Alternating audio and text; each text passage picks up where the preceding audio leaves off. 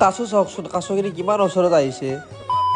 Exam থকাৰ দিনাও শান্তি নাই, নথকাৰ দিনাও শান্তি নাই। মানে কলেজত কিবা এখন ফৰ্ম ফিল আপ কৰিব লাগে, সেইখন ফৰ্ম ফিল আপ কৰি দি আহিলোঁ। ঘৰত যাইনো কি কৰিম, তাৰ পৰা ভাবিলোঁ যে অলপ মাধৱ মন্দিৰৰ পৰা ফুৰি আহোঁ। ইফালে বহুত দিন মাধৱ মন্দিৰৰ পৰা ফুৰিও অহা নাই। ইফালে মই গাড়ীত বহি ল'লোঁ, এতিয়া যাই চাওঁ মাধৱ মন্দিৰ, তালৈ যাই লগ পাইছোঁ। ইফালে মই মাধৱ মন্দিৰ আহি পালোঁ আৰু গৰমটো বাপৰে বাপ যিটোহে গৰম দিছে। ইফালে গাড়ীৰ পৰাও মই নুমি ল'লোঁ আৰু প্ৰথম পৰিৱেশটো এনেকুৱাকৈ দেখা পালোঁ। মাধৱৰ ওপৰলৈ নোযোৱাৰ আগতে প্ৰথমে কাছকেইটা চাই যাওঁ। মানে কাছকেইটা বহুত ওচৰত আহিছে। মই ভাবিছিলোঁ যে ইয়াতে অলপ কাছকেইটা কিবা অলপ খাবলৈ দিম, মানে বহুত কাছৰ মৃত্যু হৈছে, ইয়াতে লেখা আছে সেইবাবে খোৱা বস্তু দিবলৈ মানা কৰিছে। মই চক খাই উঠিছোঁ, এই কাছটো মানে মোৰ ফালে মুখটো থাকাকে চক খুৱাই দিছে।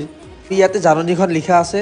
দেৰি নকৰি ময়ো মাধৱ মন্দিৰৰ ওপৰ ফালে আগবাঢ়িলোঁ। বাপৰে বাপ, ইমান গৰমৰ মাজতো ইমানখিনি চিৰি ওপৰলৈ যাব লাগিব, মোৰ বহুত ভাগা ধৰিছিল দেই। ভাগৰখিনিক চাইড ফালে থৈ তাড়াতাড়িকৈ ময়ো মাধৱ মন্দিৰ আহি পালোঁ। মাধৱ মন্দিৰৰ গেটটোত সোমাই আহি পোন প্ৰথমে দৃশ্যটো এনেকুৱাকৈ দেখা পাব, আৰু সেইটো মন্দিৰ মানে মন্দিৰটো খোলা নাই এতিয়া।